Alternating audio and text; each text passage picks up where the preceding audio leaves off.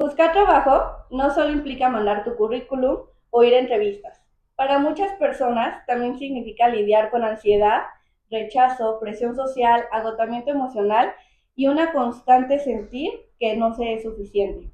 En este episodio vamos a hablar sobre la realidad detrás de buscar trabajo, el burnout de no encontrar oportunidades, la frustración de esperar respuestas que no siempre llegan y cómo poco a poco este proceso puede afectar tu autoestima y tu salud mental.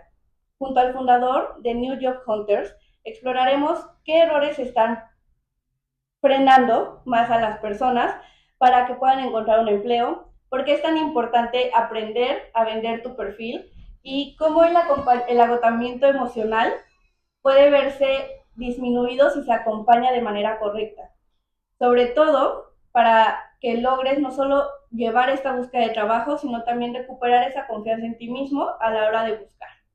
Entonces, ¿qué te pareció la introducción más o menos Muy ahí? bien. Sí, es como lo que sientes que te llevó a esta creación del proyecto que tienes de New York Hunters. ¿Qué me llevó ahí? Creo que lo primero fue entender que los que nos dedicamos a reclutamiento, tengo más de 10 años haciendo reclutamiento en México, en África, en Europa, en Estados Unidos. Todo este conocimiento que generé le podía servir a otras personas que están lidiando con todo lo que dijiste. Ujú. Ansiedad, depresión, estrés, síndrome del impostor, por no encontrar un trabajo, por estar en un trabajo que no los reta profesionalmente, por estar en un trabajo que no respeta sus límites personales y que eso te lleva al burnout. Entonces, toda esta información que yo tengo de cómo funcionan los procesos de reclutamiento puede ayudar a muchas personas a llegar a los lugares correctos para desempeñarse profesionalmente. Y a veces la gente no dimensiona el impacto que tu trabajo tiene en tu vida, o si lo dimensionas, a veces no le pones la misma importancia. Cuando tú tienes malestar físico vas a un doctor, cuando tienes malestar emocional vas a terapia o a un psiquiatra. ¿Qué pasa cuando tienes malestar en el trabajo? ¿A quién acudes? ¿Cómo resuelves? ¿Cómo me cambio de trabajo? ¿Cómo renuncio? ¿Cómo busco un empleo? ¿Cómo sé cuál es el correcto para mí? Y a veces quien lleva mucho tiempo dedicándose a esto tiene la respuesta. Y aparte, esta parte de poder encontrar este combo, ¿no? De sentirte acompañado por alguien que está del otro lado y te puede dar esa retro y esos tips. Pero antes de seguirnos adentrando en el tema, para los que nos están escuchando, ya escucharon tu voz, ya dicen, bueno, es hombre, ¿no? Pero, ¿cómo luces? ¿Cómo se pueden dar esa idea de cómo eres físicamente y cómo vienes hoy vestido? Ok, bueno, voy a empezar con cómo vengo vestido. Traigo unos mocasines cafés que casi no se ven aquí, pero están. Tengo un pantalón beige, una camisa, no sé si es tipo polo, pero como tipo polo, color azul marino. Traigo un Apple Watch negro. Soy de tez moreno claro. Tengo el cabello corto, tengo barba negra, algunas canas por ahí, pero todavía está negra. Uso lentes porque necesito lentes para ver. Mido 1,75, soy hombre y tengo complexión delgada. Súper. Por mi parte, bueno, yo siempre lo pongo como en chiste que soy estatura promedio mexicana, como que lo común, ¿no? En una mujer, 1,55 aproximadamente. Es igual, sería lo correcto morena clara, pero siempre digo más como amarillo. Tengo ojos color café claros, nariz gruesa, labio grueso, mis dos orejas siento que están grandes, tengo el cabello corto y suelto, y hoy traigo una blusa como beige, más o menos, manga corta porque está haciendo muchísimo calor en la ciudad y un pantalón fresco de rayas horizontales de varios colores, como entre azules, verdes, naranjas, cafés, amarillos y unos guarachitos para estar fresquecita. Entonces, ya que se hacen esa idea visual, me gusta arrancar como hacia el fondo de la persona, que te cuestiones tú qué es lo que hace que Felipe sea Felipe en esencia. O sea, me gusta que se presenten justo en esta parte, no tanto de la experiencia laboral que tienen o de estudios, que aunque es algo muy importante, me gusta más irnos como hacia la existencia de la persona, qué los mueve o qué los hace ser ustedes. Entonces, ¿Qué hace que Felipe sea Felipe? Soy una persona espontánea. eh, Creo que me gusta mucho como vivir el presente, disfrutar el momento. Para mí es muy fácil desconectarme del futuro o del pasado cuando estoy con las personas correctas. Me gusta definirme como alguien feliz.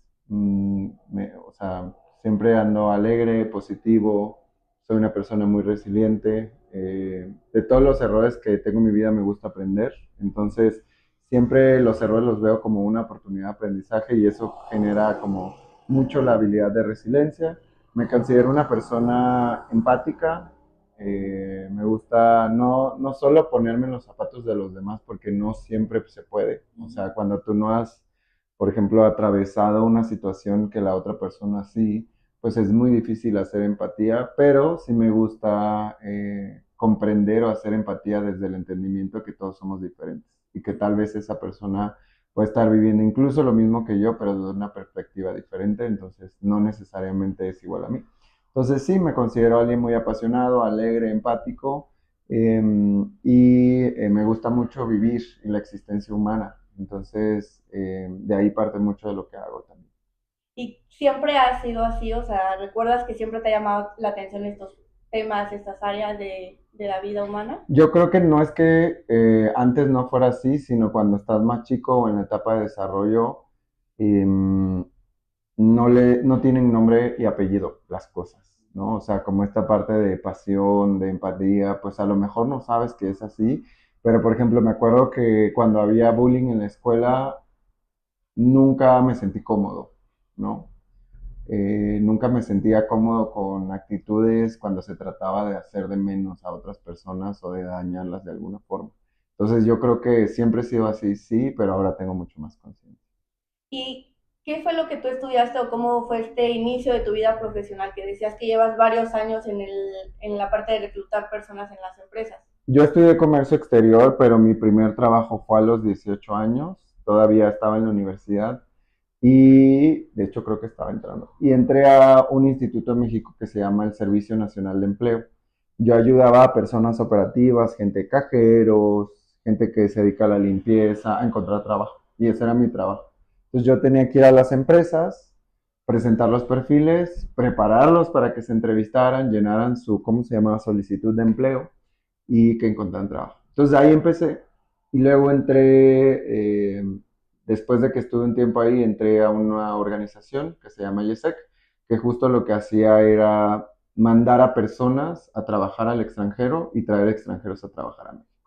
Y yo me encargué de mandar a muchas personas locales, bueno, no sé si muchas, pero sí más de 10, a que trabajaran en empresas al extranjero. Y me di cuenta cómo, hablando de mis pasiones y de empatía, cómo esto le transformaba la vida a las personas, ¿no? Muchos de la gente que yo conozco se quedó allá, o obtuvo mejores trabajos, o conoció el amor de su vida, o regresó y emprendió. Muchas de las personas que necesitaban el empleo, por ejemplo, estos operativos, pues cómo les cambiaba la cara cuando ya por fin encontré un trabajo, ¿no? Obvio, realidades muy diferentes, pero el efecto era el mismo, ¿no? Cuando alguien encuentra un empleo, significa muchas cosas en su vida, estabilidad económica, paz mental, mejora incluso la relación con tus seres queridos y la familia depende 100% de ti. Entonces, significa muchas cosas el empleo, que va más allá de solamente firmar un contrato.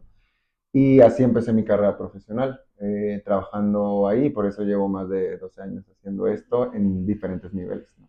Y ya nos contabas al inicio un poco de cómo fue que surgió esta parte de New Job Hunters. ¿Qué es lo que específicamente dirías que ustedes hacen? ¿Qué es lo que hasta también incluso transformado, ¿no? Porque me imagino cuánto tiempo llevas con todo este proyecto. Yo llevo haciendo consultoría de empleo hace 3 años, ya voy a cumplir 4, pero New Job Hunters como proyecto de comunidad tiene un año.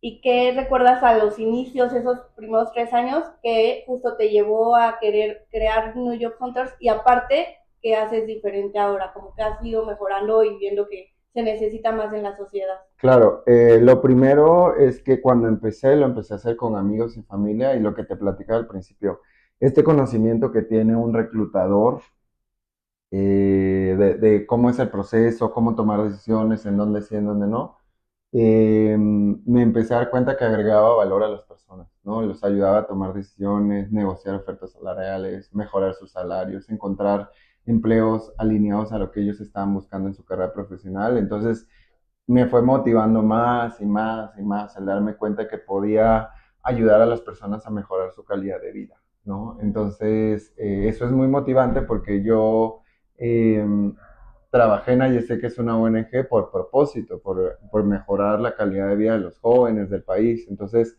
el darme cuenta que lo que yo sé y lo que sé hacer a nivel profesional también puede seguir impactando en la vida de las personas, pues me motivó mucho hasta formar el proyecto. El proyecto evoluciona a ser una red de reclutadores que ayuda a las personas a buscar empleo, a las personas que tienen retos para encontrar empleo, que ya no saben cuáles son las herramientas para encontrar un trabajo, que ya no se sienten cómodos en su trabajo y necesitan tomar decisiones, que quieren un mejor trabajo, una promoción, un mayor salario y no saben cuál es la ruta. Personas que tal vez llevan más de un año sin buscar empleo, ¿no? Que llevan ya tengo un caso ahorita que lleva 2 años sin encontrar trabajo y estamos juntos encontrando la respuesta de qué falta, por qué, porque ya eso es demasiado tiempo, no es normal. Entonces, hay una parte de la población que le cuesta o que ya está enfrentando un reto al encontrar empleo, ahí entramos nosotros. Y tenemos una tasa del 75%. El 75% de las personas que entran a nuestro programa encuentran empleo. Oye, y aparte me interesa mucho preguntarte más del programa y, por ejemplo, costos, ¿no? Porque obviamente una Mm, persona que acude a ustedes, pues es trabajo que ustedes hacen, ¿no? Entonces también tiene ciertos costos. ¿Cómo llegan a manejar esa parte si es una persona desempleada la que los está buscando? muy bien. Lo primero es que este servicio ya existe, pero solo para ejecutivos. ¿Qué quiere decir? Que el servicio regularmente para un ejecutivo ronda de 50 a 100 mil pesos. Este mismo servicio. Entonces, digamos que es solo para gente que tiene cierto seniority o nivel o cierto ingreso que puede pagar este tipo de servicio tan especializado. Y lo que hicimos nosotros de alguna forma fue democratizarlo. El costo del programa varía dependiendo del consultor. Somos más de 70 expertos. Eh, y tiene un costo hasta un 70% menor que las opciones que existen actualmente. Entonces, sí representa una inversión para la persona que está buscando empleo, pero si esa persona pasa un año más sin encontrar empleo, la inversión que está teniendo tiene mucho más beneficios que no hacerla, ¿no? Entonces, a lo mejor tú vas a pagar cierta cantidad dependiendo de quién elijas, pero te vas a ahorrar 12 meses de salario. Entonces, económicamente, pues representa una inversión muy acertada para cualquier persona que se encuentre en esta situación. De este caso que mencionas y de todos los que has estado viendo, ¿qué respuestas son las que has visto en qué es lo que más falla como para buscar empleo? Y aparte dijiste que llevaba 2 años Uh sin -huh. conseguir trabajo, por ejemplo, ¿no? El otro se estaba viendo en TikTok videos y justo decían en los comentarios, llevo 5 meses, llevo 2 años y así. ¿Cuál dirías que es el promedio normal esperado de estar sin encontrar trabajo actualmente en México? El promedio es de 6 meses. O sea, desde que tú empiezas hasta que tú encuentras el trabajo, no deberías tardar más de 6 meses. Si ya pasaste los 6 meses, necesitas ayuda, Okay. como la nuestra o ayuda en general, Uh-huh. ¿no? Porque si no, corres el riesgo de alargarte un año o a dos, como este caso. ¿Qué pasa si haces el programa con nosotros? De esos 6 meses, lo aceleramos a que lo encuentres en 3 o en 4 meses. Entonces, ahorras tiempo, ahorras dinero, llegas a un lugar de trabajo que sí te gusta, porque ¿qué pasa cuando ya tengo 3, 4, 5, 6 meses y estoy enfocado queriendo encontrar trabajo? Pues agarro lo que sea, porque en la mayoría de los casos se necesita el trabajo, ¿no? Entonces, si agarro lo que sea, también eso tiene un impacto negativo en mi carrera profesional, en mi salario, a veces aceptan menos salario. Entonces, todo lo que yo había construido en mi carrera lo tengo que cambiar porque no encuentro empleo. Entonces, te ahorras eso, buscas un trabajo que represente crecimiento profesional, que no castigue tu salario, que te haga feliz, porque si tú entras a un trabajo porque ya me urge, al año ya te vas a querer ir otra vez. Entonces vuelves a empezar el proceso. El promedio es 6 meses. Si estás pasando de ahí, necesitas ayuda. Y sí está complicado, a diferencia de hace 5 años, ahorita la situación en México o no? El número de desempleados en México al año es de 1.2 millones. Hay 1.2 millones de personas sin trabajo. Yo no diría que ha cambiado el grado de complejidad, yo diría que ha cambiado la forma. Y ese es el principal reto con los clientes, que ya no saben cómo conectarse. Imagínate, tú empiezas a trabajar en una empresa X, pero entraste hace 10 años y hoy te corren, porque hicieron reestructura, porque lo que tú quieras. Ya no sabes buscar empleo, porque la forma que se buscaba empleo hace 10 años cambió dramáticamente. Las herramientas, las formas, lo que busca el empleador, las prioridades. Entonces, si tú no sabes destacar tus habilidades acorde a lo que requiere el mercado laboral, si tú no sabes utilizar las herramientas, si tú no sabes presentar una narrativa que sea atractiva para los procesos actuales, eso pasa. Puedes tener mucha experiencia profesional, ser una gran profesional, tener los resultados, pero pasar hasta más de un año buscando empleo sin éxito, ¿no? Y la parte, por ejemplo, de los estudios, porque decías que muchas veces terminan aceptando un sueldo menor o algo nada más porque ya urge el trabajo. La parte de los estudios, no sé si en ese tiempo la persona se metió a estudiar una maestría, un diplomado para justo también activarse y no volverse loco en este estrés de no tener algo, una actividad. ¿Tú qué aconsejarías ahí? O sea, la parte de que sí es bueno estarlo comentando y todo o que no. Porque me he enfrentado también justo a personas que me han comentado que se les ha negado a veces trabajo porque están estudiando un diplomado o una maestría. Muy bien. Lo que hacemos nosotros es personalizado porque tú, que eres psicólogo, sabes que cada persona tiene prioridades en su vida diferentes, ¿no? Y que cada persona, sus aspiraciones, sus sueños son diferentes. Y que cada persona, sus habilidades también son diferentes. Y lo que para mí representa éxito profesional puede ser diferente. Para unos éxito profesional es tener flexibilidad laboral, sentirse libre. Para otros puede ser ir de traje a un corporativo y tener este ambiente de sentir que soy un profesional. Para otros simplemente puede ser estar bien pagado. En el mercado laboral no todo es lineal. Tú puedes tener un trabajo que sea flexible pero que no sea bien pagado. O puedes tener un trabajo muy corporativo pero que no sea tan flexible. O puedes tener un trabajo muy bien pagado que sea flexible también. Entonces, ¿qué quiero? Por eso la ruta es muy personalizada. Empiezo con esto porque contestando tu pregunta, los estudios deben de tener un propósito desde que se decide hacerlo, un diplomado, una capacitación. Si yo estudio para entretenerme, no quiere decir que no me va a agregar valor, pero si no viene acompañado de una estrategia de por qué estoy estudiando esto, posiblemente no va a agregar mucho valor al momento de encontrar empleo. ¿No? Te voy a dar un ejemplo, no sé, un project manager. Lo más común es que estudien Agile Methodology, ¿no? O Scrum, que es lo que piden normalmente. Si tú vas a entrar a un trabajo y a tu empleador le dices, estoy estudiando Scrum, vente, obvio, ¿no? Cábalo, te apoyamos. Pero si tú eres un project manager y le dices, es que estoy estudiando un diplomado en cómo hacer floreros, pues sí, te va a decir, acábalo, ¿no? O sea, y cuando okay, tengas tiempo te vienes para acá. Entonces, los estudios se han vuelto algo que ya no es tan prioritario para encontrar un trabajo. Ojo, prioritario, sí es importante, sí agrega valor. Pero de hecho las recomendaciones no es poner los estudios hasta arriba, porque antes de saber qué estudiaste y en dónde quiero saber qué sabes resolver, qué habilidades tienes. Entonces, no es que sea que porque estás un diplomado no te van a contratar, sino en qué lo estás estudiando, por qué lo estás estudiando, cómo esto contribuye a tu carrera profesional y qué quiero lograr a través de esto. Si eso no está claro, que también por eso es importante tener un diseño de plan carrera, que es a lo que ayudamos a las personas, pues puedes estar invirtiendo el tiempo que no necesariamente va a tener impacto en tu carrera profesional. ¿Y cómo puede una persona con esto que estás diciendo aprender a venderse? Porque creo que es un término o un concepto que se usa mucho últimamente de aprende a venderte y el speech del elevador, ¿no? De en 30 segundos di quién eres y que la persona se genere interés, ¿no? Porque aparte con este inmediatez también de redes sociales, de TikTok, pues hasta 30 segundos ya es mucho, ¿no? Entonces, ¿tú cómo le puedes decir a una persona que pueda aprender a empezar a venderse así desde lo profesional y por qué es importante también? Muy bien. Creo que para tú aprender a venderte, lo primero que necesitas saber es qué tienes tú para ofrecer. ¿Qué problemas sabes resolver? ¿En qué eres bueno? ¿Qué habilidades tienes? ¿Cuáles son tus fortalezas?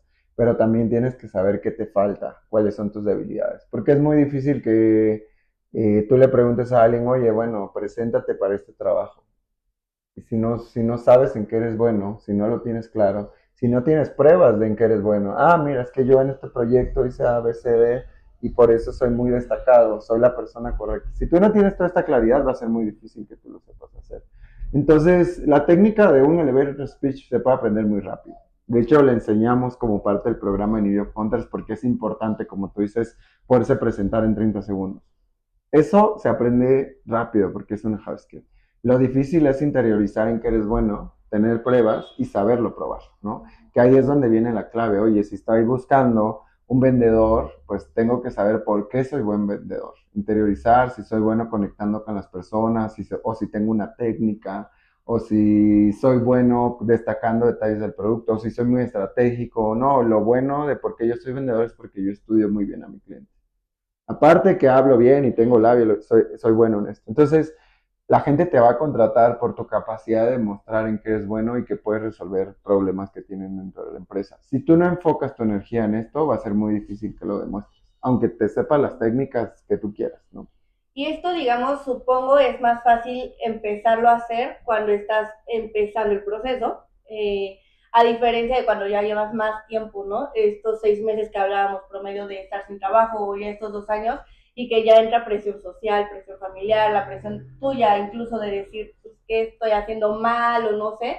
Entonces, ¿cómo dirías tú que afecta esto y cómo lo puedes un poco contrarrestar y convivir con ello para que no te domine y no te juegue chueco? Te voy a hacer una analogía, ya no me acuerdo cómo se llama, pero hay una fobia que es a volar.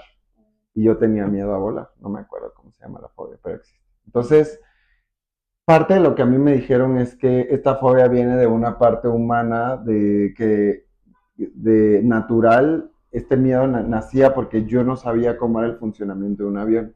Entonces, si yo oía un ruido raro, que se movía raro el avión, pues yo decía, se va a caer en mi cabeza. Entonces, como no conocía el funcionamiento de un avión, era una de las razones, ¿no? Obvia había más. Como yo no conocía el funcionamiento de un avión, pues me daba mucho miedo volar porque ya me subía y todo, y ya sentía que se movía, nos vamos a caer. Sentía que hacía un movimiento raro, nos vamos a caer. Entonces lo que me recomendaron es aprende cómo funciona el avión, qué ruidos hace naturalmente, tal, y se te va a ir bajando el miedo, entre otras cosas que tuve que hacer. Pero me ayudó un montón saber cómo funciona un avión, cuándo es el momento, por ejemplo, qué significa que el avión esté a 10,000 pies, qué significan las rutas, toda la preparación que lleva un piloto, un avión para poder que funcione eso, qué pasa si se rompe un motor, ¿no? O sea, cuáles son situaciones reales de peligro en un avión. Entonces, ahora tengo una paz, que hasta me duermo, yo no dormí en los aviones. Haciendo esta analogía con lo que me preguntas, pues lo primero que tiene que hacer una persona es entender cómo funciona el proceso de reclutamiento, saber por qué, con datos, por qué no lo están eligiendo, por qué no está pasando entrevista, porque eso le va a dar paz. Por ejemplo, para el síndrome del impostor, lo primero que hacemos con las personas es decirles, hacer un estudio y con datos demostrarles que sí hay trabajo y que las habilidades que esa persona tiene sí encajan con muchas de estas posiciones. Que el problema no está en que esa persona no tenga la capacidad de insertarse al mercado laboral, pues somos muy honestos, a veces la realidad es que la persona tiene que cambiar de ruta, no siempre es tan positivo, pero te damos el mapa de dónde estás tú, cómo está el mercado laboral y cómo sí te puedes vincular. Y eso te ayuda a entender que a veces es por un error que estás cometiendo y no porque no tengas la capacidad de desempeñar una posición o porque nadie vea nada en ti que puedas aportar, que son las preguntas que vienen, no me van a contratar, no me van a pagar lo que estoy buscando. Entonces ayudamos a quitar todos esos mitos con datos y con estudios reales. Por eso el proceso es muy personalizado y eso ayuda muchísimo. Entonces, haciendo una analogía, pues esta persona ya se sube al vuelo de buscar empleo sabiendo datos importantes, cómo funciona un proceso de reclutamiento, que a veces te pueden rechazar no porque no seas un candidato ideal, sino porque promovieron a alguien interno o porque la empresa cambió de estrategia y cerró la vacante. O sea, puede haber otras 1,000 razones por las cuales te rechazan de una vacante que no tienen nada que ver contigo. Ok, y toda esta parte, o sea, entiendo desde del proceso de reclutamiento de enseñarlo, cómo acompañan a las personas, pero y esta parte, por ejemplo, del burnout, del estrés, de la ansiedad, del síndrome del impostor también incluso un poco, o sea, cómo acompañan a las personas, porque ya es también un tema incluso psicológico a veces, ¿no? Como todo lo que llegan a pasar. Entonces, ¿ustedes cómo le hacen para este proceso? O sea, lo que yo te diría aquí importante es que todo lo que nosotros hacemos es técnico, personalizado y enfocado a la búsqueda de empleo. Obviamente, si vemos que una persona, por ejemplo, trae un problema de burnout o ya tiene un tema serio, por ejemplo, de nervios o de ansiedad, es algo que se sale de nuestros límites, ¿no? O sea, es algo que no podemos tratar, que no podemos manejar, pero que sí hacemos con mucha empatía, ¿no? Obviamente, muchas de las personas llegan a nosotros con cierto nivel de estrés, de ansiedad, y bueno, darles un poco de herramientas, guía, naturalmente hace que pues tu ansiedad baje, ¿no? O sea, que tengas guía, que tengas... la ansiedad es justo esta como miedo al futuro, miedo a perder el control, entonces tener herramientas, tener información hace el efecto contrario, no puedes entender en cuánto tiempo puedes conseguir un trabajo, qué herramientas tienes para manejar esa situación, pero obviamente, por ejemplo, si alguien trae un cuadro grave de ansiedad, pues eso se sale de nuestros límites y pues la recomendación es asistir a un profesional de esto. Okay. Sí, justo creo que también es importante aclarar eso Mm, porque luego muchos llegan a poder confundir, ¿no? Como mm, ciertos proyectos, procesos como estos, o con coaching, o con terapia, etcétera. Entonces también darle la diferencia y el valor a cada uno creo que es muy importante para entender desde qué lugar cada área te va a poder ir ayudando, ¿no? claro. Y aparte que es algo a lo que nos enfrentamos muchísimo a lo largo de la vida también y que nadie nos Mm. dice tal cual como que vas a enfrentar a cierto tiempo sin trabajo, que va a estar difícil y verlo como algo normal, ¿no? Como esta parte, decimos mucho el proceso no es lineal, pero no pensamos en que sí, no es lineal y incluye el desempleo. ¿A ti alguna vez te costó justamente encontrar algún tipo de trabajo, cambiarte o algo que justo lo vivieras en carne propia? A mí creo que lo que me costó es decidir qué quería de mi carrera profesional. Y no tuve ayuda, o sea, lo tuve que decidir yo, pero me hubiera encantado tener ayuda. O sea, saber ponerme en un punto en mi vida en el que mi trabajo ya no me motivaba, ya no me retaba, y poner todo eso en comparación con tengo un trabajo estable, me pagan bien, tengo flexibilidad, todo lo que había soñado en trabajo lo tenía, pero también del otro lado me sentía estancado. Entonces, ¿cómo renunciar a esto sin sentirme culpable? ¿No? Porque renuncias a algo que buscaste tanto, que te costó tanto lograr y decir, lo tengo que dejar sin sentirte culpable. Entonces, como te decía, cada persona tiene una ruta diferente que se va a enfrentar, no es lineal, no es igual para todos y por eso esta atención es personalizada. Pero a mí lo que sí me pasó es qué hago con mi carrera y cómo no siento culpa por abandonar lo que me costó tanto conseguir por ir a algo que ahora se volvió mi nuevo reto en la vida, ¿no? Y aparte justo la culpa acompaña muchas veces sin que lo hagamos consciente. Y por ejemplo, ahorita que estabas diciendo, creo que de forma general se va dando a entender la idea, ¿no? De qué hacer, qué no hacer, pero de forma concreta, si dijeras como un top de tres cosas que sí tienes que hacer a la hora de buscar trabajo y tres cosas que no tienes que hacer, ¿qué dirías? Ok, tres cosas que tienes que hacer para buscar trabajo. Uno, tener claro qué quieres en tu siguiente paso profesional. Eso pierde mucho a la gente y mucho al que te va a contratar y por eso no te contrata. Dos, conocer todas las herramientas existentes, rutas, estrategias para encontrar empleo, porque a veces necesitas más de una. No siempre es aplicar o contactar el LinkedIn o mover mis contactos. O sea, y si hay alguna de las rutas que no conoces, puede que por eso no lo estés encontrando. Y pues yo diría que la tercera es prepararte para una entrevista laboral, ¿no? Saber qué necesitas para prepararte, porque ahí es donde se cae mucha gente, ¿no? O sea, y te lo dirán tu público lo dirá, o sea, como hay gente que batalla mucho para pasar, ¿no? Esas son las tres cosas como que sí tienes que hacer. Cosas que yo diría que no hay que hacer como o que evitar en este proceso de buscar empleo. Yo creo que la primera es, pues, perder la humildad al momento de buscar empleo, ¿no? O sea, como hay candidatos que llegan a los procesos y que la verdad con un poco de arrogancia, poca empatía, yo me lo merezco todo, entonces obvio eso va a hacer que no encuentres empleo. Y puede sonar muy obvio, pero hay candidatos que llegan así como, me tienes que contratar, ¿no? porque yo soy el que te va a solucionar todos tus problemas. Esa sería la primera. La segunda, pues no tener una rutina, ¿no? O sea, aplicar cada que tienes este impulso de miedo, ansiedad o motivación. Pueden ser ambos, tanto positivo como negativo, el impulso que te ayude a aplicar y a moverte, pero no tener una rutina de empleo puede hacer que tu proceso sea muy, muy, muy largo. Y la tercera es, déjame pensar cuál puede ser la tercera de cosas que evitar. Em, pues sí, creer que todos los trabajos van a ser iguales al trabajo que tú tenías. No, o sea, a veces mucha gente me dice, es que ya estoy harto de agencias, ¿no? Estoy harto de las agencias y ya no quiero estar en una agencia. Y resulta que eso tiene mucho que ver con cómo era la cultura de la empresa o cómo era su jefe, pero eso no representa la realidad de el mar inmenso de empresas que hay en el sector de las agencias, por ejemplo. Entonces, sí es importante como a lo mejor desprenderte de algunos hábitos o vallas que puedes tener de tu empleo y de tu realidad inmediata para poder ver con otros ojos el mundo laboral. Y tres cosas que no deben de hacer o deben de dejar de estar haciendo. O sea, Eh, no sé, que se te vengan a la mente como los errores más comunes que una persona Errores llega a más hacer. comunes, aplicar a todo y a lo que sea.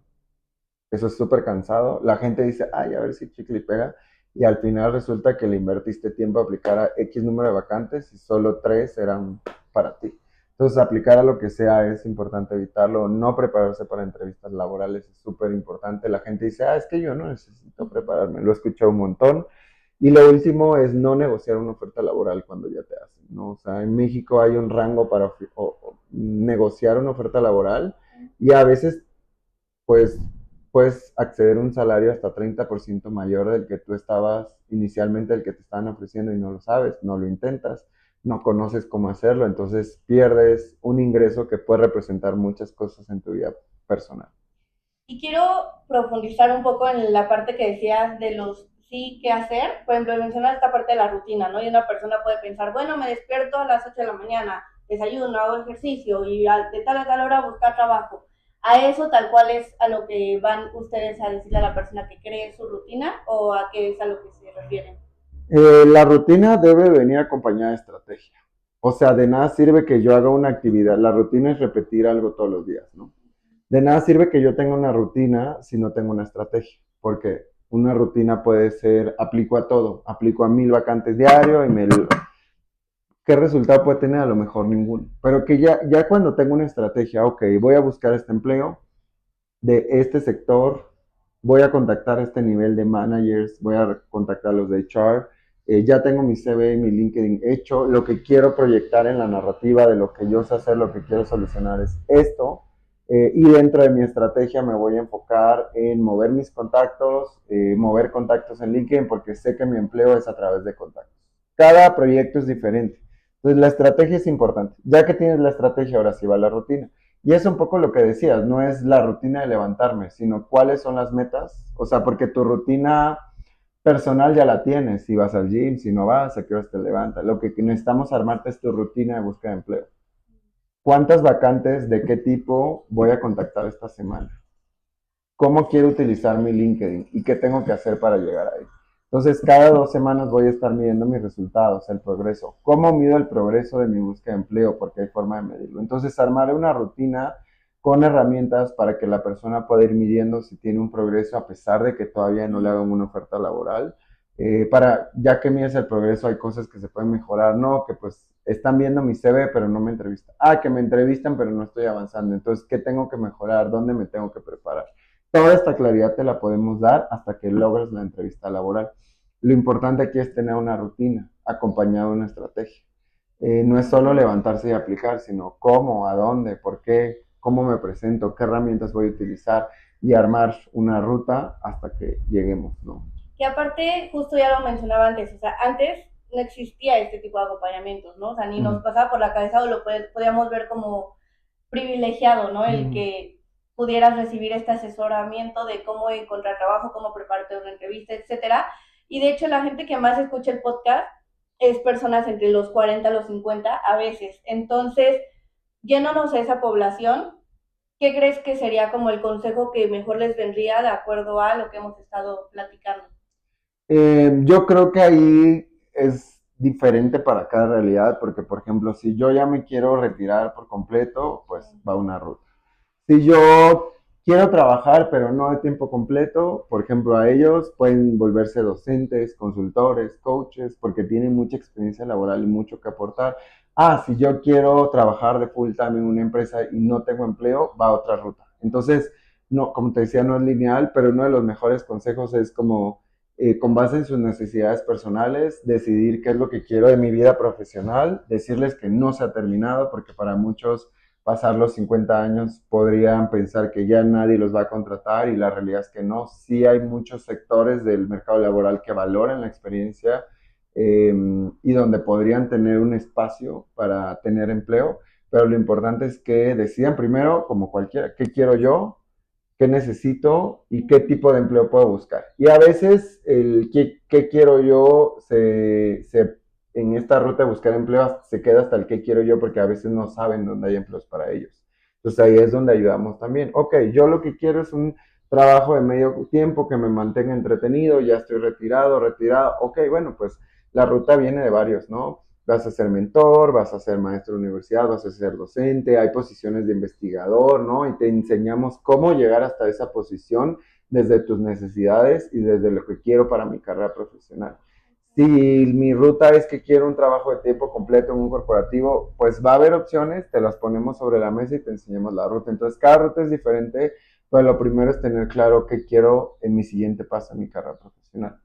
Y aparte, como dices, esta parte que es diferente, ¿no? Dependiendo Mm. cada persona y cada etapa de vida en la que se encuentren, y ya de ahí más factores, ¿no? Pero me gusta a mí mucho también pensarlo en la parte de los que es adolescentes, pero ya más viéndonos o viendo esto en preparatoria, universidad, porque he visto que de New York Hunters han ido a universidades, ¿no? A dar como que ciertas activaciones, etcétera. ¿Qué hacen en esas activaciones? ¿Cómo lo abordas con alguien de universidad? Y también quería saber cómo desde la prepa, cómo les puedes ir inculcando esta parte de ser proactivos, de venderse, porque ahorita también es muy diferente cómo buscamos trabajo y cómo nos vendemos, como bien decías que antes, ya tenemos muchas plataformas, incluso las mismas redes sociales. Escuchaba en una universidad privada de la Ciudad de México que les dieron una conferencia sobre esto y el señor, el directivo les decía a los alumnos, borren de su Instagram fotos de fiestas, no sé, tomando y así, porque no es el perfil que queremos vender. O sea, aun cuando es tu perfil personal, ¿no? Entonces, en estas dos otras áreas, etapas de vida, ¿cómo lo manejarían ustedes? Ok, primero con las universidades lo que nosotros hacemos es trabajar un programa de empleabilidad.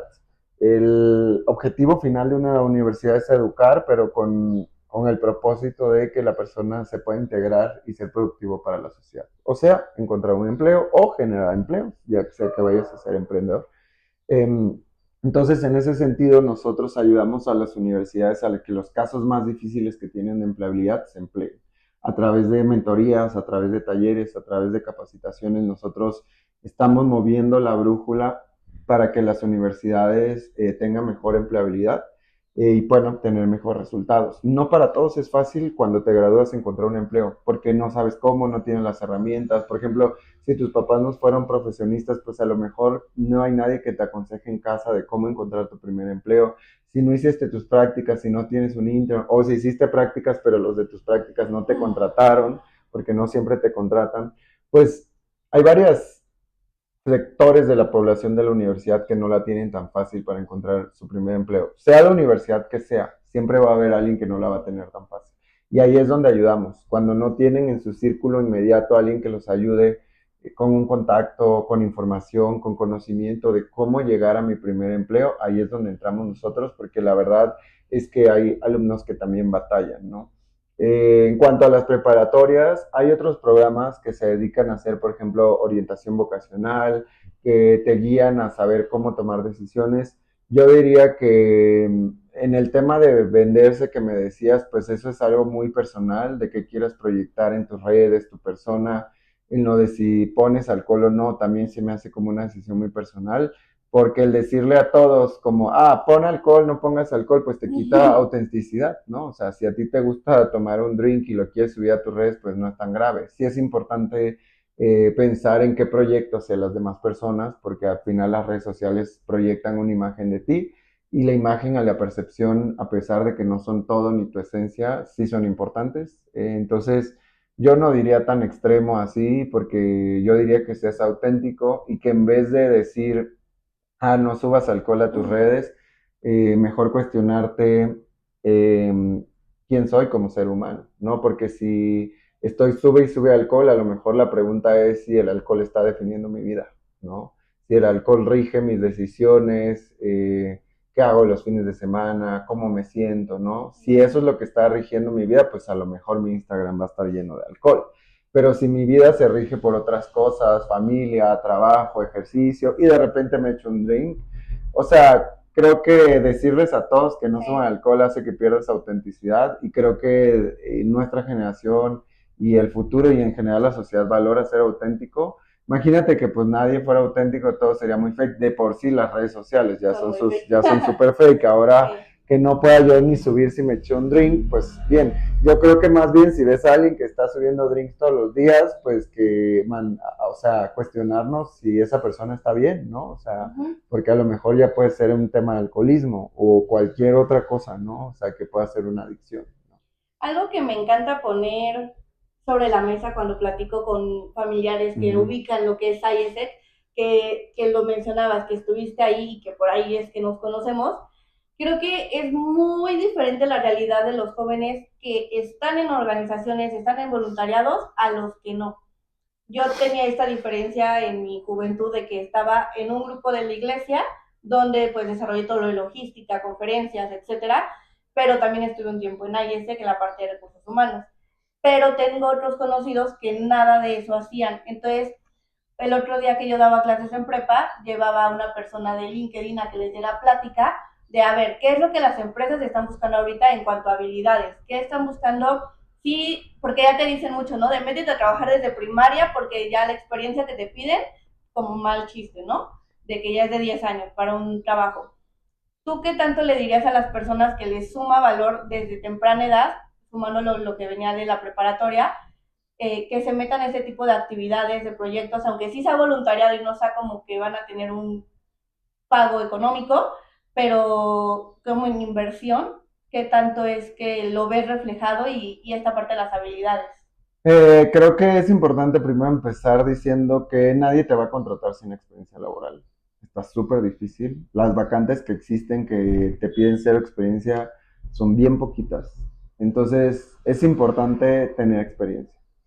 La experiencia para probar que sabes hacer cosas o resolver problemas empieza desde que te unes a una comunidad, una red que tiene un propósito en común.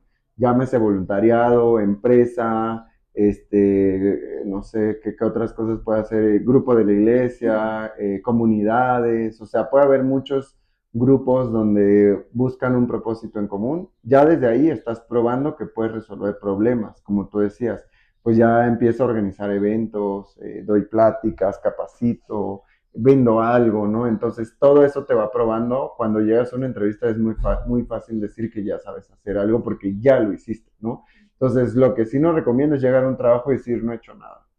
Entonces, a pesar del que el voluntariado no es experiencia profesional, es experiencia.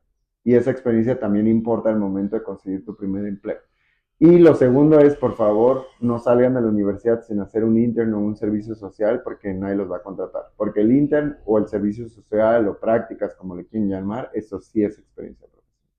Y aparte justo lo que dices, tal vez no entra en la categoría de experiencia laboral, pero ahí empiezas a desarrollar tus Mm. habilidades. ¿Qué es lo que más has visto que buscan? Obvio depende de la empresa, ¿no? Pero de forma general, ¿qué dirías que es lo que más busca una empresa en una persona? O sea, esta parte de ser proactivo, pero habilidades como más específicas y que no se han hablado tanto. Ok, creo que va a depender mucho de la empresa porque, por ejemplo, ahora hay empresas que van a valorar más tu alfabetización digital, qué tan digital eres o incluso qué tanto sabes de hacer inteligencia artificial, hacer prompts y tal, pero no es la realidad de todo México ni de todos los sectores. Pero tres cosas que podrían ser así como muy, muy generales que van a valorar la empresa. La primera es el trabajar en equipo, que puede sonar muy obvio y que está muy trillado, pero si tú tienes la capacidad de interactuar con otros seres humanos y de acordar que podemos estar en desacuerdo, eso es una gran habilidad. La segunda, y no cualquiera la tiene, ¿no? La segunda habilidad importante es la capacidad de comunicarte correctamente. No comunicarte, comunicarte correctamente. O sea, saber cómo los humanos nos comunicamos, aprendemos, nos entendemos y conocer a tu equipo de trabajo y poder comunicarte correctamente con cada uno de ellos. Es otra habilidad muy difícil de encontrar. Y la tercera, pues es resiliencia, ¿no? Entender que cuando estás en un trabajo te vas a equivocar, vas a tener errores, no siempre todo va a ir bien porque así es la vida y así son todos los proyectos. Alguien que no es resiliente se va a ir rápido, va a renunciar, no va a poder trabajar en equipo. O sea, estas tres cosas en conjunto hacen que un empleado pueda como desarrollarse. Obviamente acompañado de otras cosas importantes como valores personales, honestidad, transparencia. O sea, yo le puedo enseñar a alguien a ser el florero, pero no le puedo enseñar a alguien a ser honesto. Entonces, si tú no eres honesto, yo no te quiero en mi empresa, porque no te puedo enseñar, eso ya lo traes desde tu comunidad, desde tu escuela, desde tu casa. Pero a hacer un florero, eso sí te lo puedo enseñar, aunque no lo sepas hacer hoy, ¿no? Entonces, estas habilidades blandas que a veces son trilladas y muy obvias, si tú las tienes bien y las sabes vender en un proceso de reclutamiento, sí te dan una ventaja competitiva. Y por ejemplo, mencionabas esta parte de que allá hay unas empresas que se fijan en inteligencia artificial, ¿no? ¿Qué tanto le sabes o no?